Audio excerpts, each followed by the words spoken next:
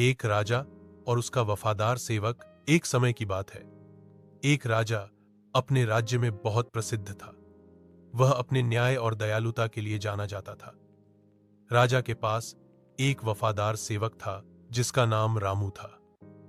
रामू राजा के लिए बहुत मेहनत करता था और उसकी हर इच्छा को पूरा करने की कोशिश करता था। एक दिन राजा ने रामू को एक विशेष कार्य सौंपा। राजा ने रामू से कहा, रामू, मैं तुम्हें एक विशेष कार्य सौंपना चाहता हूं। मैं चाहता हूं कि तुम मेरे लिए एक सुंदर बाग बनाओ। इस बाग में तरह तरह के फूल, पेड़ और झीलें होनी चाहिए। रामू ने राजा की बात मानी और बाग बनाने के लिए कड़ी मेहनत करने लगा। उसने कई मजदूरों को काम पर लगाया और बाग को बनाने के लिए दिन रात काम किया। कुछ महीनों के बाद बाग तैयार हो गया। राजा ने बाग को देखा और बहुत प्रसन्न हुआ। उसने रामू को धन्यवाद दिया और कहा, रामू, तुमने बहुत अच्छा काम किया है। यह बाग वास्तव में बहुत सुंदर है।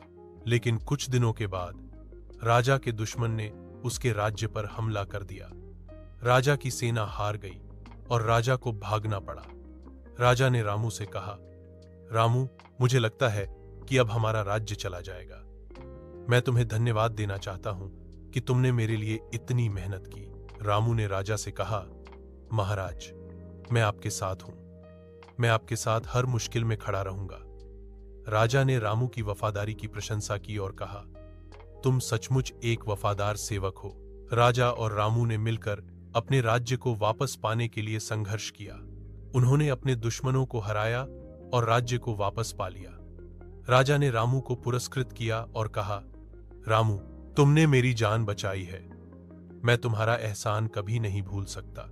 रामू ने राजा से कहा, महाराज, यह मेरा कर्तव्य था। मैं आपके लिए हमेशा खड़ा रहूंगा।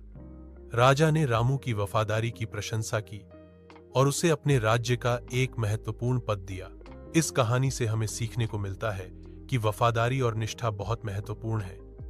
रामू ने राजा के लिए अपनी जान जोखिम में डाल दी और उसकी वफादारी ने राजा को बचाया।